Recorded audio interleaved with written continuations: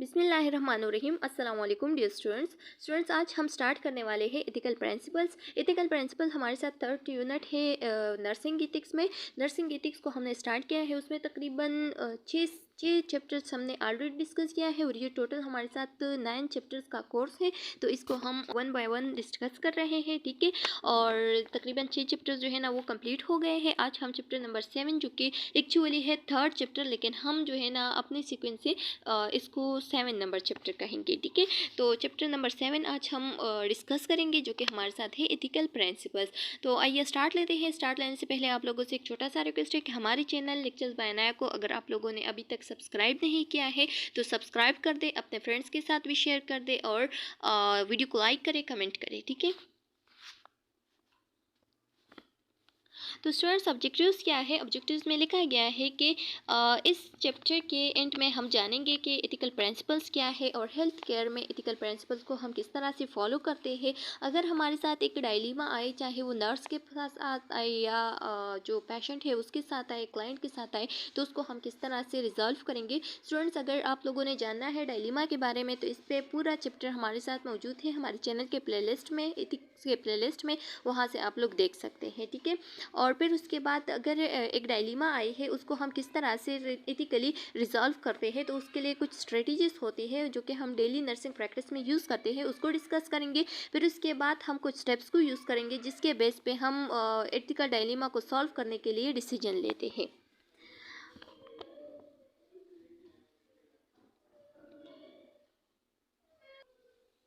अच्छा students, ethical principal वो principal जो कि हम इस चैप्टर में डिस्कस करने वाले हैं, अब वो कौन कौन से हैं जो कि हमारे साथ नर्सिंग में यूज़ होते हैं।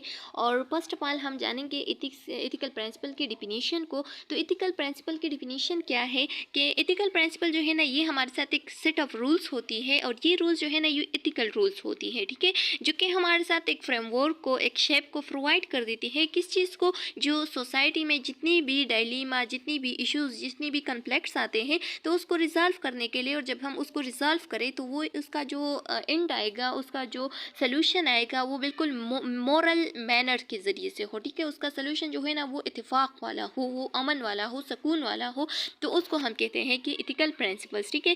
जैसे कि फॉर एग्जांपल अगर हमारे साथ एक पेशेंट आ गया हॉस्पिटल में और वो एबॉर्शन करना चाहती है, और वो क्यों एबॉर्शन करना चाहती है? क्योंकि उसको खतरा है उस बेबी से, अगर वो उस बेबी को पैदा करे तो उसकी जान चला जा सकता है, ठीक है। तो इस दौरान जो है ना अगर हम एबॉर्शन करेंगे तो ये हमारे साथ जो रिलीजियस बेस है उस पर ये बात जो है ना गलत है।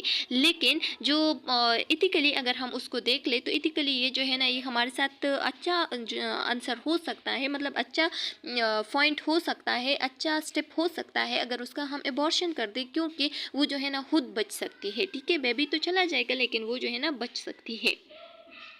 The ethical principle are as follow. अब कुछ प्रिंसिपल्स है जो कि यहाँ पे दिए गए हैं।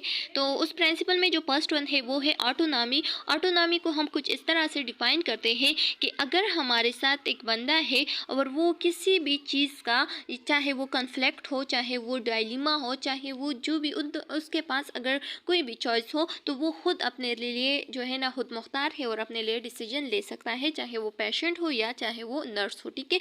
नर्स जो है ना वो एक खुद मुख्तार नर्स है, अपने पेशेंट के लिए कोई भी डिसीजन ले सकती है। फिर हमारे साथ आती है वेरासिटी। तो स्टूडेंट्स, ऑटोनॉमी में लिखा गया है कि refers to the right to make one's own decision and choices. एक इंसान जो कि जिसको राइट हो कि वो अपने लिए खुद डिसीजन एंड चॉइसेस जो है ना वो खुद सेलेक्ट कर सकता है, ठीक है, उसके लिए ये उसके पास ये राइट मौजूद होता है। फिर लिखा गया है वेरासिटी। तो वेरासिटी में क्या है कि refers to telling the truth, हमेशा ट्रुथ बोलना, ठीक है। अगर पेशेंट का कंडीशन जो है ना वो एंड स्टेज ऑफ कैंसर है तो उस दौरान आप लोगों ने कोई भी फॉल्स होप नहीं देना है, बल्कि उसे डायरेक्ट ही बताना है कि उसका जो मतलब डिजीज़ कंडीशन है वो बहुत सीरियस है और एंड स्टेज है कैंसर का, ठीक है। तो आप लोगों ने हमेशा ट्रुथ बोलना है, इसको हम कहते हैं कि वेरासिटी। पर लिखा गया है कि कॉन्फिडेंशियलिटी हमारे साथ पेशेंट की जो प्राइवेसी होती है, अगर एक पेशेंट है और वो आपको कहे कि मतलब मेरी अम्मी जो है ना उसको नहीं बताना है कि मुझे एड्स हो गया है, ठीक है, तो तब आपने उसकी प्राइवेसी का ख्याल रखना है इथिक्स के बेस पे, ठीक है। और अगर उसके अम्मी को आप लोगों ने बताया तो हमारे साथ जो प्रिंसिपल्स है उसमें ये भी है कि वेरासिटी यानी हमेशा अपने ट्रुथ बोलना है। अगर उसकी अम्मी आपसे पूछे तो आपने फिर ट्रुथ का जवाब देना है, ठीक है। उसका एक साइड पे उसकी कॉन्फिडेंशियलिटी तो चली जाएगी, यानी वो फिर आप पे ट्रस्ट नहीं कर सकेगी क्योंकि उसे पता होगा कि ये मेरी प्राइवेसी को प्राइवेट नहीं रखती, ठीक है। लेकिन दूसरी साइड पे वेरासिटी भी हम करते हैं कि हम हमेशा ट्रुथ बोलेंगे, ठीक है, ताकि उसकी जो फैमिली वाले हैं वो ख्याल रखे अपने आप को भी कि ऐसा ना हो कि उन लोगों को ये डिजीज़ लग जाए। फिर लिखा गया है कि बेनिफिशंस में हमारे साथ क्या होती है कि the principle and obligation of doing good and avoiding harm. इसमें हम ऐसा करते हैं कि हमेशा पेशेंट की जो अच्छा करेक्ट जो अच्छा रिजल्ट हो उसके बारे में हम सोचते हैं कि पेशेंट का जो रिजल्ट हो वो बिल्कुल अच्छा आ जाए, ठीक है। और जो पेशेंट है वो हमेशा जो हार्म है, ख़तरनाक है, जो गलत चीज़ है उससे अवॉइड रहे, ठीक है।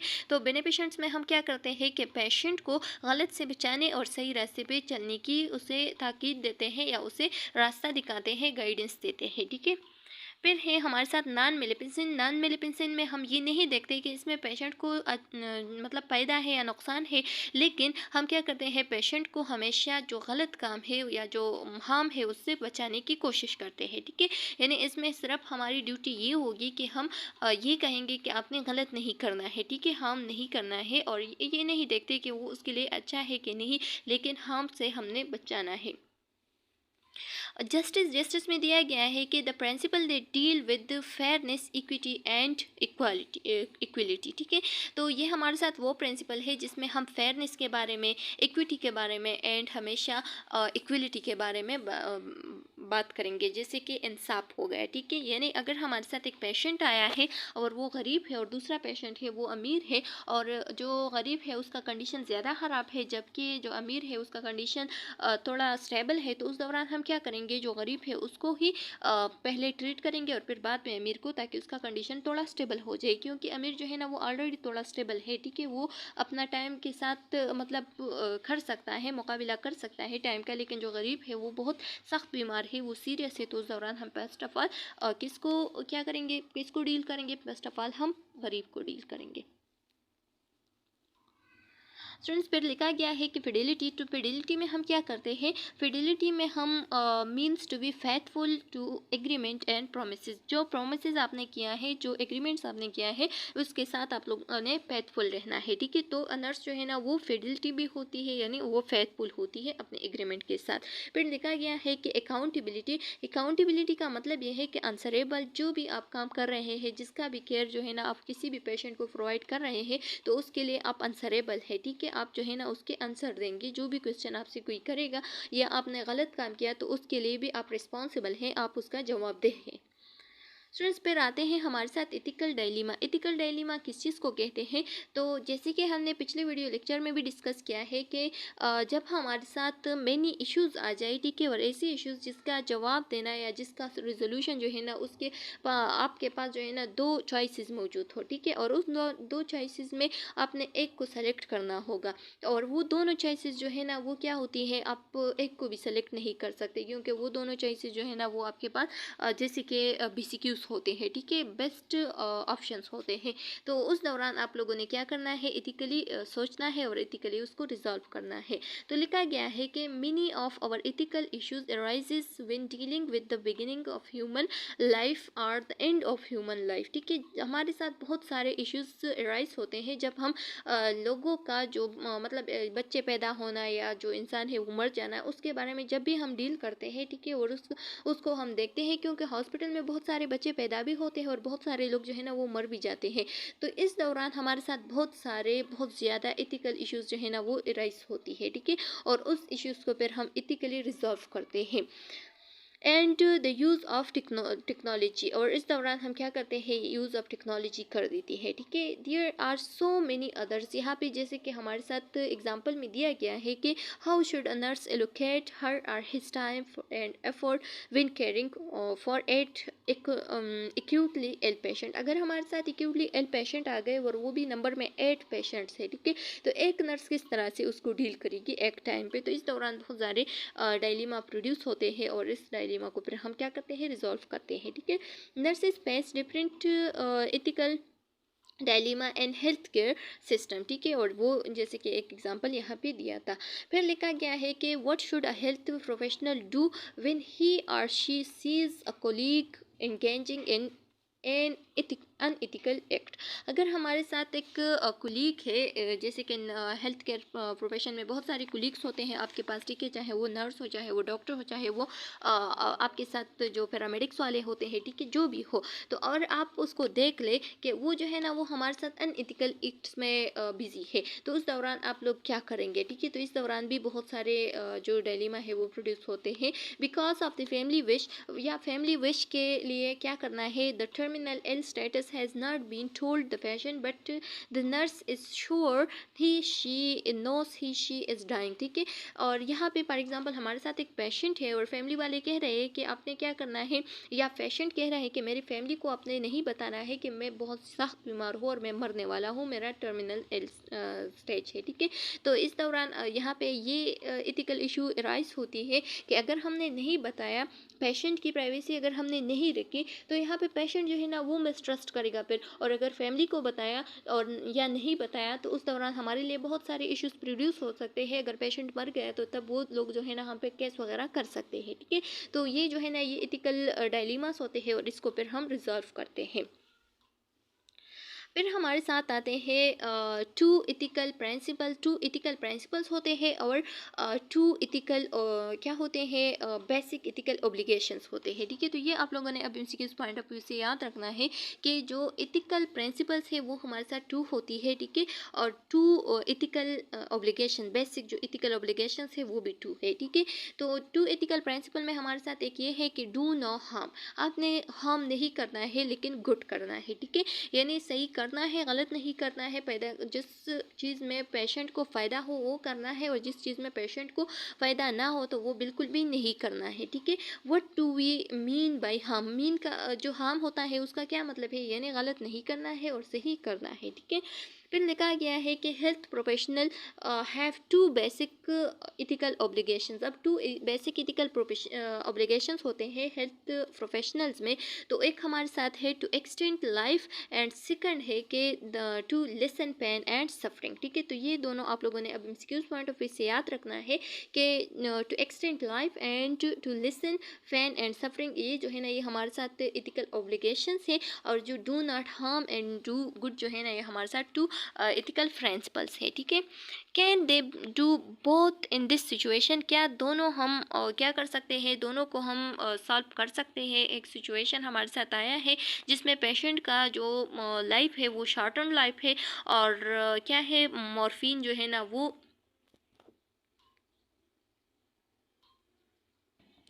तो यहाँ पे ये हमारे साथ एथिकल डायलीमा आ सकती है कि क्या हम इस सिचुएशन में कि पेशेंट की लाइफ जो है ना वो शॉर्टन हो सकती है, लेकिन अगर हम मॉर्फिन नहीं देंगे तो उसका फैन जो है ना वो ज़्यादा हो सकता है, ठीक है। तो मॉर्फिन अगर देंगे तो मॉर्फिन जो है ना इससे पेशेंट की जो लाइफ है वो शॉर्टन हो सकती है। तो इस दौरान हम इसको किस तरह से सॉल्व करते हैं। She should more money be spend, क्या आपने ज़्यादा मनी स्पेंड करना है कि नहीं, मतलब कि पेशेंट है और वो इथिकली टर्मिनल केयर पे है, ठीक है, लेकिन उसका जो मतलब उसका जो हेल्थ है वो बिल्कुल इल है, वो बिल्कुल ऐसा कंडीशन में है जो कि हमारे साथ क्या है अब उस पर वैसे ही वेस्ट ऑफ मनी करना है, क्योंकि उसका जो कंडीशन है वो जस्ट वेंटिलेटर पे पड़ा हुआ है, और अगर थोड़े टाइम के लिए भी उससे वेंट को हटा दिया तो इस दौरान वो डायरेक्ट ही मर सकता है, ठीक है। तो इस दौरान हमारे साथ ये सारे इश्यूज जो है ना वो एराइज होते हैं। अगर फॉर एग्जांपल एक पेशेंट आ गया और वो ज़्यादातर ये जो अमीर लोग होते हैं ये ऐसा करते हैं कि पेशेंट को लाते हैं और कहते हैं कि इसको 2 या 3 दिनों के लिए वेंट पे रखो, ताकि इसकी जो बच्ची है या बच्चा है जो भी है बाहर मुल्क से आ रहा है तो वो 2 दिनों के लिए अगर ये वेंट पे ज़िंदा रह गया तो वो उसको देखेगा या इस तरह से।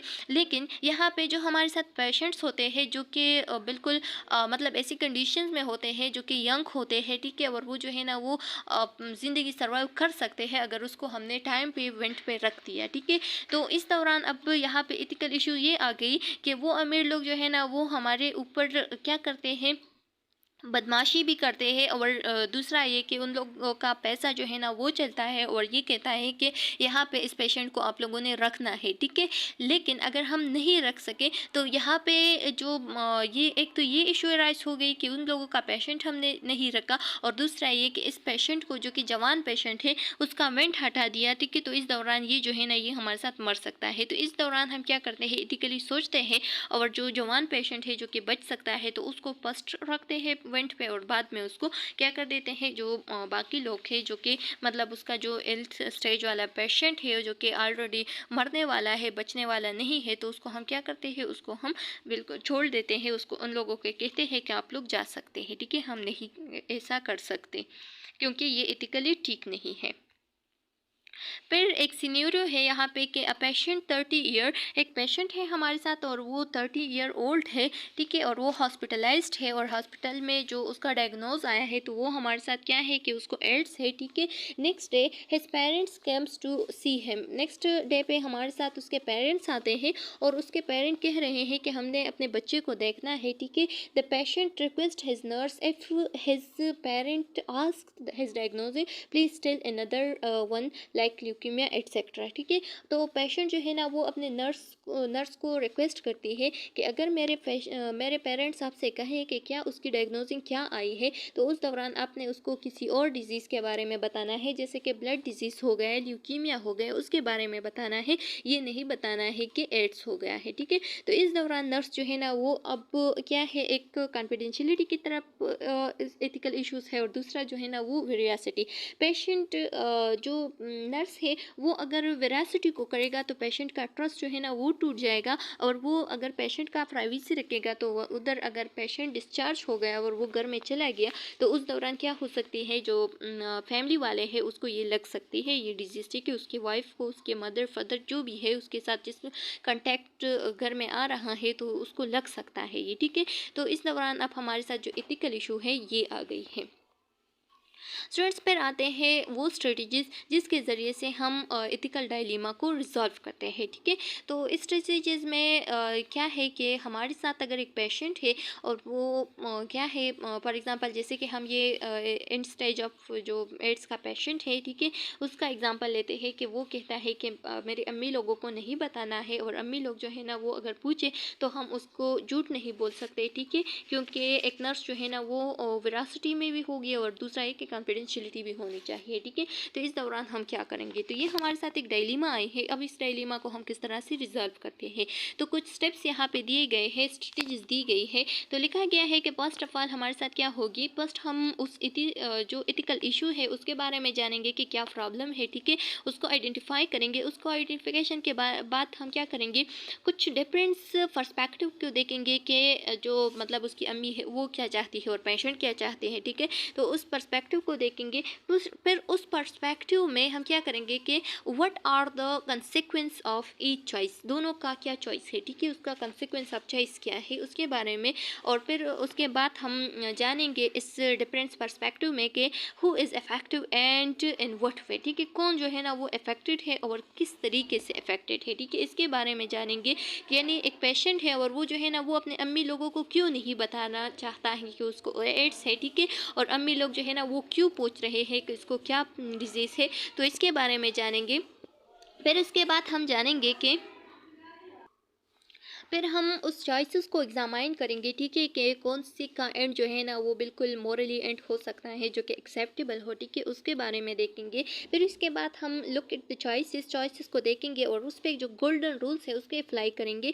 जब हम गोल्डन रूल्स को अप्लाई करते हैं तो उसका जो सोल्यूशन आता है वो एक इथिकल आंसर आएगा, ठीक है, यानी इथिकली वो बिल्कुल अच्छा स्ट्रेटजीज होगी, अच्छा रिजोल्यूशन आएगा हमारे साथ। तीसरा जो हमारे साथ है वो है कि identify and analyse available alternatives फिर आपके साथ जितनी भी अल्टरनेटिव, जितनी भी जो चॉइसेस है वो मौजूद है, तो उसको आपने एनालाइज करना है, आइडेंटिफाई करना है कि किस तरीके से इसको अच्छी तरीके से सॉल्व कर सकते हैं। फिर उसके बाद हम सेलेक्ट वन अल्टरनेटिव, उस अल्टरनेटिव में जो कि आपके पास मौजूद है, जो कि आपने आइडेंटिफाई किया है, उससे एक को हम क्या करते हैं, उससे एक को हम सेलेक्ट करते हैं। और जब उस एक को हम सेलेक्ट करेंगे तो उसकी सिलेक्शन को जस्टिफाई करते हैं। और जब हम उसको जस्टिफाई करेंगे तो या तो ये सोल्यूशन जो है ना बिल्कुल करेक्ट आएगा, वो लोग एक्सेप्ट करेंगे, और अगर एक्सेप्ट नहीं किया तो फिर हम इस मसले को क्या करेंगे, यहाँ पे छोड़ेंगे और दोबारा से कुछ और स्ट्रेटेजीज इस पर अप्लाई करेंगे। ठीक है, फिर आते हैं हमारे साथ ethical decision making. Ethical decision making अब हम किस तरह से करते हैं, यानी अगर एथिकल इशू आए हैं जो कि डायलेमा के बारे में जैसे कि हमने पढ़ा, अगर वो आई है तो उसको हम किस तरह से अब उसका डिसीजन मेकिंग जो है ना वो किस तरह से करेंगे। ठीक है, तो उसका डिसीजन मेकिंग जो है ना किस तरह से करते हैं कि responsible ethical reasoning is rational and systematic. ये हमारे साथ रैशनल एंड सिस्टमेटिक होता है ये रीजनिंग। ठीक है, जितना भी एथिकल रीजनिंग होता है तो ये रैशनल एंड सिस्टमेटिक होता है। It should be based on ethical principle. ये हमारे साथ एथिकल प्रिंसिपल के बेस्ट पे होता है, यानी ये जो है ना एथिकल प्रिंसिपल्स को फॉलो करता है। जब भी हम एथिकल डिसीजन मेकिंग करेंगे तो एथिकल प्रिंसिपल को फॉलो करेंगे। फिर लिखा गया है कि एंड कूड्स ऑफ इथिक्स, जो हमारे साथ कूड ऑफ इथिक्स है, जैसे कि हमने पढ़ा है ये, ठीक है, कि कूड्स ऑफ इथिक्स को फॉलो करना है। ठीक है, इसके साथ साथ जो इथिकल प्रिंसिपल्स है उसको फॉलो करना है, यानी रूल्स ऑफ इथिक्स जो है उसको फॉलो करना है। ठीक है, rather than on emotion intuition. ठीक है, तो rather than on emotions intuition, और लोगों के इमोशंस की तरफ भी हमने देखना है कि क्या इमोशंस रखते हैं। जैसे कि पहले मैंने आप लोग को एक एग्जांपल दिया था कि फॉर एग्जांपल हमारे साथ दो बंदे हैं और एक कह रहा है कि मैंने ये जो दीवार है ये नहीं हटाना है, जबकि दूसरा कह रहा है कि ये दीवार मैंने हटाना है। और वो दूसरा जो है ना रास्ते के बारे में सोचता है, और जो पहला वन है वो इसलिए उसको नहीं हटा रहा है क्योंकि वो कह रहा है कि ये मेरे दादा ने बनाया था, और दादा जो है ना अब इस दुनिया में नहीं रहा है, ये उसके हाथ का निशाना है, उसकी कुछ इमोशंस उसके साथ जुड़े हुए हैं। तो इसको हम कुछ इस तरीके से सॉल्व करेंगे कि उसके इमोशंस को भी देखेंगे, ठीक है, और दूसरे के जो प्रॉब्लम है उसको भी देखेंगे और फिर इसको सॉल्व करेंगे। फिक्स्ड पॉलिसीज, इसके लिए अपने पॉलिसीज रखने हैं कि इस पॉलिसीज को दोनों साइड ने फॉलो करना है। आर प्रेसिडेंट, ठीक है। फिर लिखा गया है कि a good decision is one that is in the client best interest. ठीक है, गुड डिसीजन वो होता है, जब भी हम डिसीजन मेकिंग करते हैं तो गुड डिसीजन इसमें वो होता है जो कि दोनों साइड का जितने भी क्लाइंट्स है वो एक्सेप्ट कर दे उसको। ठीक है, और उसको क्या करे, खुशी बखुशी जो है ना उसमें इंटरेस्ट ले ले और उसको एक्सेप्ट कर दे। And at the same time preserve the integrity of all involve. ठीक है, जितनी भी प्रिजर्वर इंटीग्रिटी वगैरह है वो सब जो है ना इसमें इन्वॉल्व होना चाहिए। अब वो स्टेप्स जिसके ज़रिए से हम इथिकल डिसीजन मेकिंग करते हैं, तो उसमें फर्स्ट हमारे साथ है कि हम जो मॉरल एस्पेक्ट्स है इन्हें अगर हम इस तरीके से इसको सॉल्व करें तो इसका रिजल्ट जो है ना वो अच्छा आएगा, तो उसको हम देखेंगे। ठीक है, यानी उस मॉरल एस्पेक्ट्स को हम मालूम करेंगे। जब भी हम मॉरल एस्पेक्ट्स को देखते हैं तो उसके बाद हम क्या करते हैं, gather the relevant facts that relate to the issue. ठीक है, वो सारे फैक्ट्स, वो सारे एग्जांपल, वो सारे जो सबूत, वो सारे गवाह वगैरह को हम क्या कर देते हैं, गैदर करते हैं, इकट्ठे करते हैं, जिसके ज़रिए से हमारे साथ ये इश्यूज़ जो है ना वो सॉल्व हो सकती है। ठीक है, उसको रखते हैं। फिर उसके बाद हम क्या करते हैं, determine ownership of the decision. जो ऑनरशिप है डिसीजन मेकिंग का, तो उसको हम डिटरमाइन करते हैं for home the decision being made, जिसके लिए ये डिसीजन जो है ना बनाया है या जिसके लिए बन गया है, तो उसको हम आइडेंटिफाई करेंगे। Who should decide and why, ये किसने डिसाइड किया है ये डिसीजन और क्यों किया है, उसको भी आइडेंटिफाई करेंगे। ठीक है, फिर उसके बाद हम जो हर एक इंसान जो कि मतलब एक टीम है और दूसरा जो मुखालिफ टीम है, उन दोनों की इश्यूज़ को हम क्या करेंगे, उन दोनों के वैल्यू को पहले हम जानेंगे। ठीक है, कि इसके वैल्यू, फॉर एग्जांपल एक नर्स है और एक क्लाइंट है, या एक अटेंडेंट है एक पेशेंट है। ठीक है, तो उन दोनों के वैल्यूज़ को जानेंगे। फिर उसके बाद हम क्या करेंगे, identify ethical theories. Ethical theory जो कि हमारे साथ नेक्स्ट चैप्टर आ रहा है उसको हम जानेंगे। ठीक है, और एथिकल प्रिंसिपल जो कि अभी हमने पढ़ा कि विरासिटी वगैरह जो दो प्रिंसिपल्स थे कि गलत नहीं करना है, do not harm and do good. ठीक है, गुड करना है लेकिन हार्म नहीं करना है, तो उसको हम जानेंगे। फिर उसके बाद हम देखेंगे कि आइडेंटिफाई एप्लीकेबल लॉ और इंस्टीट्यूशनल पॉलिसीज़, ठीक है। और जितनी भी इंस्टीट्यूशनल पॉलिसी, रूल्स, रेगुलेशन है उसको हम आइडेंटिफाई करेंगे और उसके बेस पे फिर हम क्या करेंगे कि use competent inter disciplinary resources, जितनी भी इंटर डिसिप्लिनरी रिसोर्सेज है जो कि उस लॉ, इस रूल्स, इस रेगुलेशन के मुताबिक है, ठीक है। जितने भी नर्स, डॉक्टर, पैरामेडिक्स वगैरह उन सबको इकट्ठा करके इन सब से क्या करेंगे, उसके उससे एक डिसीजन मेकिंग की कोशिश करेंगे, ठीक है। और उसके बेस पे फिर हम डेवलप अल्टरनेटिव्स को बनाएंगे। जब अल्टरनेटिव्स को बनाते हैं तो उस सारे अल्टरनेटिव्स को फिर हम जानते हैं। फिर उसके जानने के बाद हम क्या कर देते हैं, उस जानने के बाद apply use nursing code of ethics, फिर हम नर्सिंग कोड ऑफ इथिक्स जो है ना वो अप्लाई कर देते हैं ताकि हमें सही से गाइडेंस मिले, ठीक है। हमें गाइड करे कि किस तरह से इसको इसके लिए डिसीजन लेना है। जब भी हम नर्सिंग कोड्स को मालूम करते हैं और उसको अप्लाई करते हैं इस डिसीजन मेकिंग पे, तो participate actively in resolving the issues, ठीक है। जितने भी पार्टिसिपेट हैं हमारे साथ, जो कि मुखालिफ वाला टीम है और जो कह रहा है, मतलब दो जो टीम है, ठीक है, उन दोनों ने क्या करना है, पार्टिसिपेट लेना है हमारे हेल्थ केयर डिसीजन में। जैसे कि जो नर्स है या जो अटेंडेंस है या जो पेशेंट है, उन सब ने क्या करना है, इस डिसीजन मेकिंग में पार्टिसिपेट लेना है कि क्या वो इसके साथ एग्री है कि नहीं। एंड देन इम्प्लीमेंट एक्शन, वो एक्शन जो कि आप लोगों ने एक रिजोल्यूशन वाला एक्शन तैयार किया है उसको इम्प्लीमेंट करना है उस इशू पे, और फिर उस इशू को देखना है कि क्या ये एक्शन ने काम किया कि नहीं, ठीक है। यानी ये जो हमने तैयार किया था ये एक्शन, तो उस एक्शन ने अपना रिजोल्यूशन या जो इवाल्वेशन है वो शू किया कि नहीं, ठीक है। यानी मसला जो है ना वो हल हो गया कि नहीं। स्टूडेंट्स, अब हमारे साथ एक सिनेरियो आते हैं और ये सिनेरियो बहुत इंपॉर्टेंट है क्योंकि इसी तरह से एमसीक्यूज आ सकते हैं पेपर पॉइंट ऑफ व्यू से। तो लिखा गया है कि मिस रीना जो है ना वो हमारे साथ 40 ईयर ओल्ड वुमेन है, is brought to hospital with multiple fracture and laceration caused by RTA road traffic accident को कहते हैं, ठीक है। एंड रोड ट्रैफिक एक्सीडेंट हो गया है और उसके बहुत सारे लिसरेशंस एंड फ्रैक्चर्स आए हैं, ठीक है, मल्टीपल।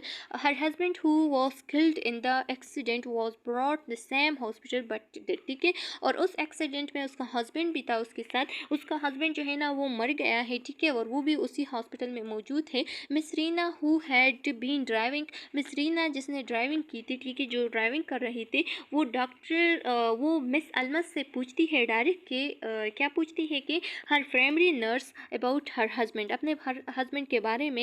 यानी मिस अलमस जो है ना वो उसकी नर्स थी, ठीक है, और उसने पूछा उस नर्स से कि मेरा हस्बैंड किधर है, ठीक है, उस हस्बैंड का कंडीशन किस तरह से है या किधर है, ठीक है। द सर्जन डॉक्टर मोमेन, अब हमारे साथ एक सर्जन आ गया जो कि डॉक्टर मोमेन है, has told the nurse not to tell miss Reena about the death of her husband, कि आपने क्या करना है, आपने बिल्कुल भी मिस रीना को नहीं बताना है उसके हस्बैंड के डेथ के बारे में, ठीक है, क्योंकि उसकी कंडीशन ठीक नहीं है तो वो शॉक में चली जा सकती है। How ever he does not give the nurse any reason, और उसने क्या किया, उसने कुछ भी रीज़न नहीं दिया नर्स को, ठीक है, लेकिन जस्ट इंस्ट्रक्शन दे दिया कि आपने नहीं बताना है पेशेंट को, ठीक है। जो पेशेंट हमारे साथ है, जो मिस रीना है, उसको बिल्कुल भी नहीं बताना है कि उसकी हस्बैंड जो है ना वो उसकी डेथ हो गई है, ठीक है। Miss Almas express her concern to the charge nurse, miss Almas चली गई और अपने चार्ज नर्स को ये सारी कहानी बता दिया। हु से the surgeon order must be follow, तो उसने उसे बताया कि अपने सर्जन का जो ऑर्डर है उसको फॉलो करना है। Miss Almas is not comfortable, miss Almas जो है ना वो कंफर्टेबल फील नहीं कर रही थी विद दिस, इस डिसीजन के साथ, ठीक है। And wonder what she should do, ठीक है, और अब वो चाहती है कि वो क्या करे। तो आप लोग खुद ही आंसर दे दे, ठीक है। ये आप लोगों की क्लास एक्टिविटी हो गई, आप लोगों ने ग्रुप में आंसर देना है कि मिस अलमस अगर झूठ बोले, ठीक है, तो तब क्या हो सकती है, और अगर सच बोले तो तब क्या हो सकती है, या मिस अलमस जो है ना वो क्या करे, ठीक है, सच बोले या झूठ बोले। अगर झूठ बोले तब क्या रीज़न होगा, अगर सच बोले तब क्या रीज़न होगा। इन दोनों का आंसर जो है ना आप लोगों ने कमेंट सेक्शन में देना है। और अगर फिर भी आप लोगों को ये आंसर नहीं आ सका, ठीक है, तो मैं अपने राय जो है ना वो आप लोगों के साथ शेयर करूँगी। तो चलो स्टूडेंट्स, उम्मीद है कि यहाँ तक आप लोग को समझ में आ गया होगा। ये हमारा जो चैप्टर था वो कंप्लीट हो गया है एंड इसके बाद हम चैप्टर नंबर 8 को पढ़ेंगे, ठीक है, जो कि हमारे साथ थ्योरीज है, जो एथिकल थ्योरीज है उसको पढ़ेंगे। उम्मीद है कि आप लोग को समझ में आ गया होगा। नेक्स्ट वीडियो में मिलते हैं, तब तक के लिए अल्लाह हाफिज़।